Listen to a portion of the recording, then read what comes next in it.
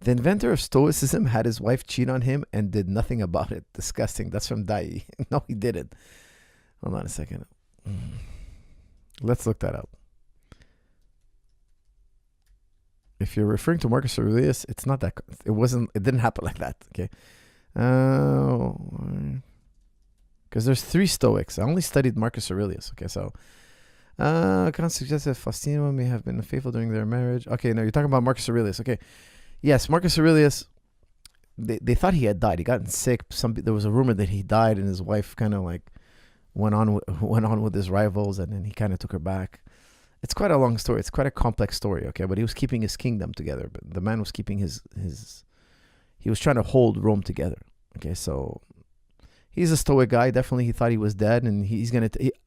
Marcus Aurelius would have told you, "So what? I'm not that important. So what? And what is it to me that she's faithful or not? What does it bother me?" He would have spun it in a way that would have been like, "So what? What do I care?" You know. And I know a lot of people are gonna find that distasteful, but you really gotta immerse yourself in Marcus Aurelius. It's another level of thinking. It's another way of thinking. Now, personally, I wouldn't have taken it like him. But in a moment of weakness, all your enemies get together and they plot. And he would tell you, look, my wife wanted to survive. If she didn't do what she did, if she didn't move on with this other man, they would have probably killed her or did something bad to her. So she feared for her life. He had some compassion. It's funny how people leave religion and go for Stoicism, but realize Stoicism is a religion where God is nature, according to at Let's Talk Religion. That's from Hassan. Well, it's more complicated than that. Okay, it's more Look, there are different type of thinkers. The Stoics were not. They were not trying to understand the reality of the world.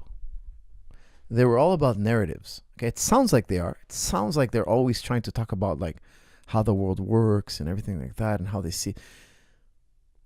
But they're not trying to understand truth with a capital T. They're always trying to kind of flip the narrative into something positive, something good. You fall down, you break your leg, he's going to tell you something positive about it. Like that's what Stoicism is. Nothing bothers me. I have to convince my mind that nothing bothers me. Everything is as it's supposed to be. Then they talk about nature. You're right, they talk about nature. But the problem was they never went further than that, because nature is an emergent phenomenon. It's not something literal in the world. There is nothing in the world out there that is nature. Nature is just a concept in our heads. Okay, so it's quite a complex topic. I've talked about it in the past. I'll talk about it again in the future, I'm sure. But I don't think the Stoics understood that. Okay, it took some very special philosophers to figure that out later. But at the time, in the time of Stoics philosophy, nobody had understood what exactly emergence was. Don't forget, the Stoics were before the Muslim thinkers. They were before the Enlightenment period. So they never really understood what we call emergence or projection of the mind. So nature is just a projection and an emergence. It's just an emergent property. Even today's physicists don't understand that. They always talk about nature. Where is this thing you call nature? What is it? Nature is just another word for magic. Why don't you just say the word magic? By magic. Oh, that's just a natural phenomenon.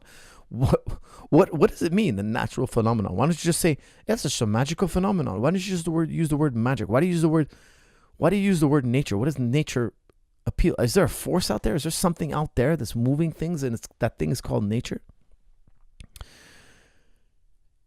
It's not. We see things move, and then we say it must be nature. We conjure up something. We call it nature. But what is the movement? Oh, just nature. Well, why don't you just say it's Bobo the clown that moves? Why don't you say anything else? Why is it nature? What is this thing nature? What is it? What does it do? How does it get its energy from? What properties does it have? Like, what is this thing? Oh, no, that's not what I mean. Well, exactly. What do you mean by nature? We saw it. You see a waterfall, let's say. And then you say, that's nature. It's overly simplified. What do you mean by nature? Well, what does nature do? What is this thing? Tell me about this thing you call nature. Where is it? Where can I see it? How can I study it? When did it start? How was it created? What's its purpose? What are you talking about? They have no answer. They're like, oh, no, it's just nature, man. It's just nature. Why don't you just call it magic then? Why do we just call it magic? Why don't we just use another word for it? Nature is an emergent property. I've talked about this in the past. I don't know if I want to get into it now. Maybe later in the video.